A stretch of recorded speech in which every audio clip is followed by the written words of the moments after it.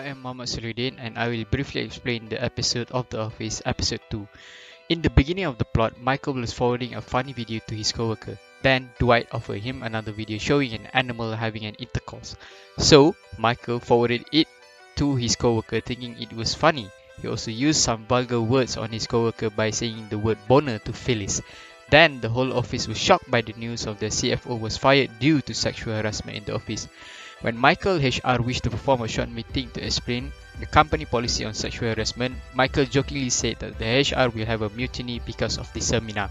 Shortly, Jane sent a corporate lawyer to Michael's office thinking that he is in trouble. Michael also hired his own lawyer.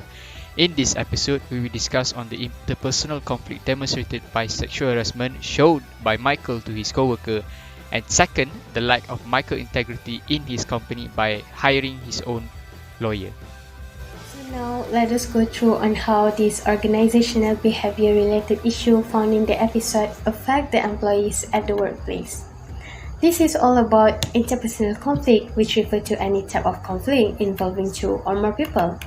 And these interpersonal conflict stresses in the workplace arise from deviant behaviors such as sexual harassment and low emotional intelligence. This issue can not only affect morale but also impact the efficiency and productivity at the workplace, and this leads to strained relationships and grievances between co-workers.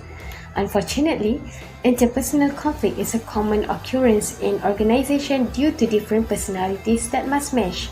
So, if we handle it well, we can foster a deeper understanding, mutual respect, and a sense of bonding between employees at the workplace.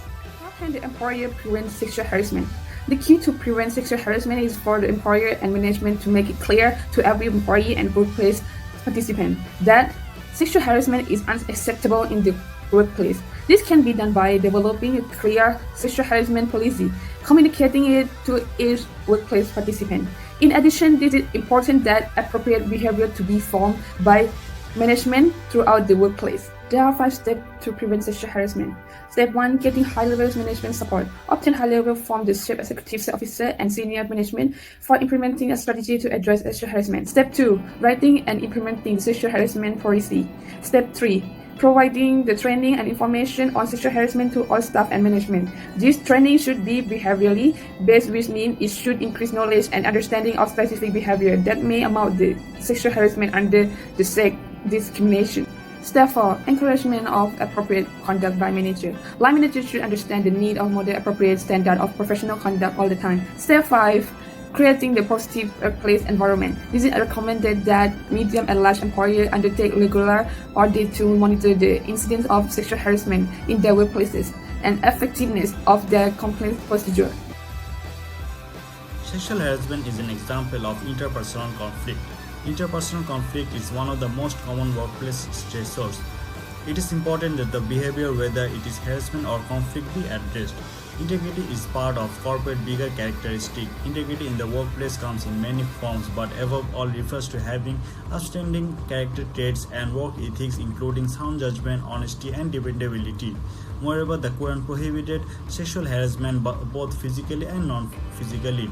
The nasty statements and violent actions that tend to sexuality, such as giving comments on women's body, or actions such as groping, poking, rubbing the body parts, and other actions were clearly prohibited, whether those actions done in domestic or public, by whoever and whenever.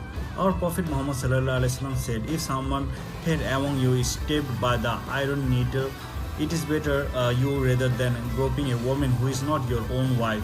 The hadith affirmed that sexual violence is strongly prohibited in Islam because it degrades the human dignity, whether it's dignity of the offender and furthermore the dignity of the victim. Thank you.